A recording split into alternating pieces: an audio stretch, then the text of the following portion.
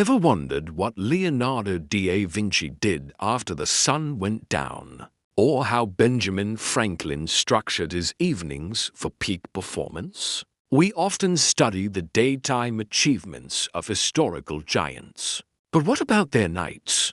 The hours after dark might hold the true secrets to their genius. Today, we're diving deep into the secret nocturnal routines of history's greatest minds to uncover the hidden patterns that fueled their extraordinary success. Let's start with a man who famously preached early to bed, early to rise, Benjamin Franklin. You might be surprised to learn his evenings weren't just about winding down.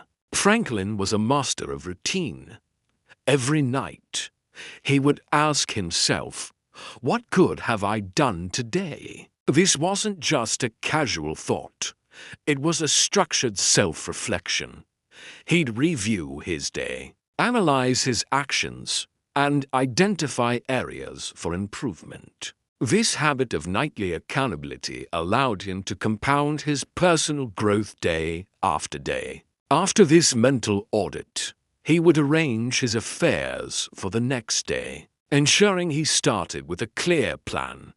He didn't just stumble into success. He meticulously built the foundation for it every single evening before he even went to sleep. Now, let's travel back to Renaissance Italy and peek into the life of the ultimate polymath, Leonardo da Vinci. Unlike Franklin's structured approach, Leonardo's nights were a whirlwind of curiosity and creation.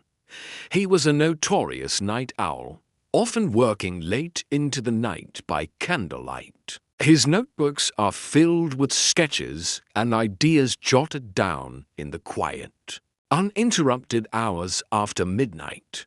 This was his sacred time for exploration. Leonardo also practiced something called polyphasic sleep, taking multiple short naps throughout the day and night rather than one long block of sleep. This allowed him to have more waking hours to dedicate to his countless projects, from painting the Mona Lisa to designing flying machines. His nights were not for rest in the traditional sense. They were for relentless, passionate creation, moving forward in time. Let's look at a literary giant, Victor Hugo, the author of Les Miserables and The Hunchback of Notre Dame. Hugo's evenings were quite dramatic. To combat writer's block and force himself to work, he would reportedly have his servants take away all his clothes, leaving him with only a large grey shawl. Unable to go outside, he was compelled to stay in his study and write. It's an extreme method, but it highlights a powerful principle: creating an environment that forces focus. His nights were a battle against distraction, a self-imposed lockdown for the sake of his art. It shows that sometimes achieving greatness requires unconventional and even uncomfortable commitments. What about a mind that reshaped our understanding of the universe? Albert Einstein. His evenings were a stark contrast to the intensity of his daytime work. He valued simplicity and tranquility. After dinner, he would often play the violin. This wasn't a performance. It was a form of active meditation.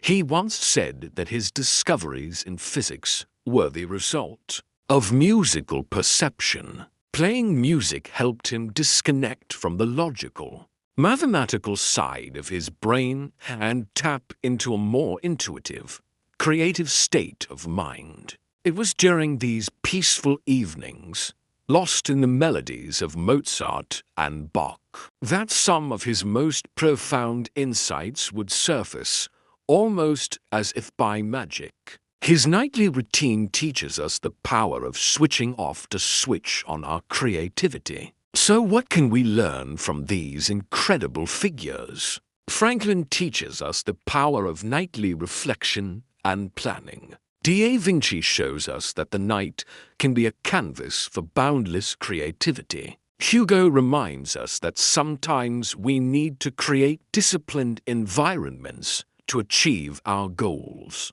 And Einstein demonstrates the importance of a mental reset through a relaxing passion. Their methods were different, but a common thread emerges. They were all intentional with their evenings. Their nights weren't just a passive end to the day. They were an active, crucial part of their process for achieving greatness. They used these hours to reflect, create, focus, and recharge. So, the next time you're thinking about your evening routine, don't just see it as downtime.